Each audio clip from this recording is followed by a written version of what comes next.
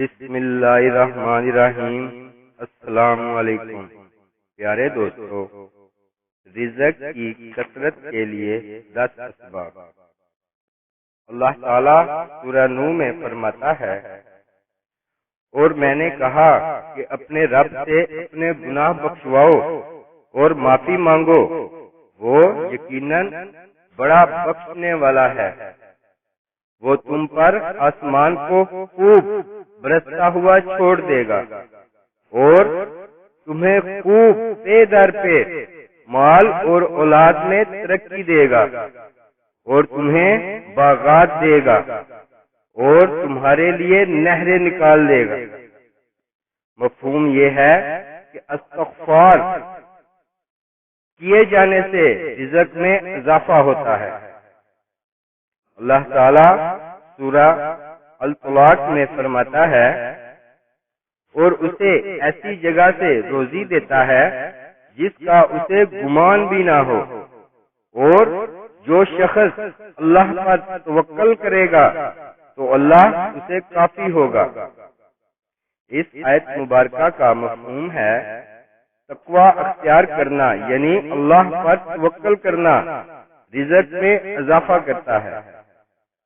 اللہ تعالیٰ سورہ سبا میں فرماتا ہے، کہہ دیجئے کہ میرا رب اپنے بندوں میں جس کے لیے چاہے روزی کشادہ کرتا ہے اور جس کے لیے چاہے تنگ کر دیتا ہے۔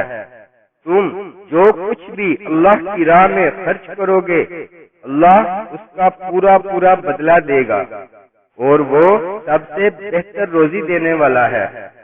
اس آیت مبارکہ کا مفہوم ہے کہ جو اللہ کی راہ میں صدقہ خیرات کرتا ہے اللہ اس کے رزق میں اضافہ کر دیتا ہے۔ اللہ تعالیٰ سورہ ابراہیم میں فرماتا ہے، اور جب تمہارے پروردگار نے تمہیں آگاہ کر دیا کہ تم شکر گزاری کرو گے تو بے شک میں تمہیں زیادہ دوں گا، اور اگر تم ناشکری کرو گے تو یقیناً میرا عذاب بہت سخت ہے۔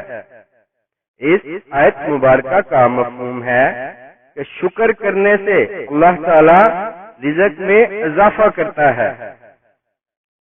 کسی شخص نے عرض کیا، یا رسول اللہ صلی اللہ علیہ وآلہ وسلم، عمل کس چیز میں ہے؟ نبی کریم صلی اللہ علیہ وآلہ وسلم نے فرمایا، جنتیوں کے لیے اہل جنت کے عمل کو آسان کر دیا جاتا ہے، اور جہنمیوں کے لیے اہل جہنم کے عمل کو آسان کر دیا جاتا ہے۔ اس حدیث مبارک کا مفہوم یہ ہے کہ اللہ کی ذات پر توکل کرنے سے رزق میں اضافہ ہوتا ہے۔ نبی کریم صلی اللہ علیہ وآلہ وسلم نے فرمایا کہ جو چاہتا ہو کہ اس کے رزق میں فراغی ہو اور اس کی عمر دراز ہو تو وہ صلہ رحمی کیا کرے۔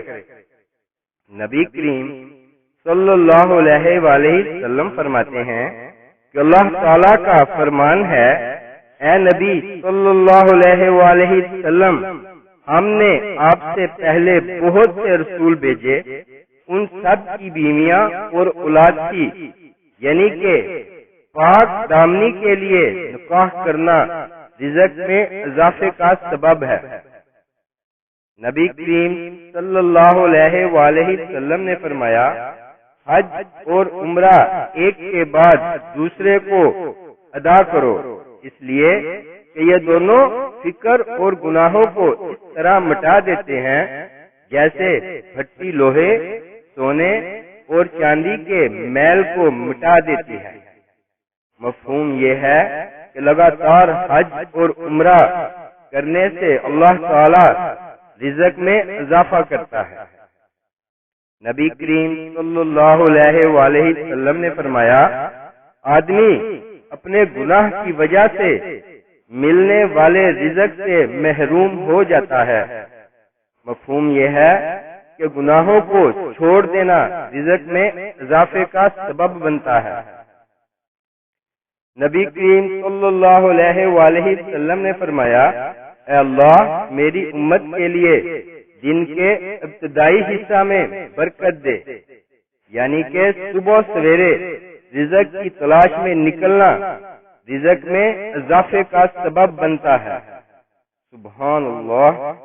اللہ تعالیٰ سے دعا ہے، یا رب العالمین تمام مسلمانوں کے مال، جان اور اولاد اور رزق میں برکتیں عطا فرما اور آسانیاں پیدا فرما، آمین ثم آمین یا ارحم الراحمین۔ اسلامک ویڈیوز کے لیے سبسکرائب کریں اور ساتھ بیل کے بٹن کو بھی پریس کر دیں۔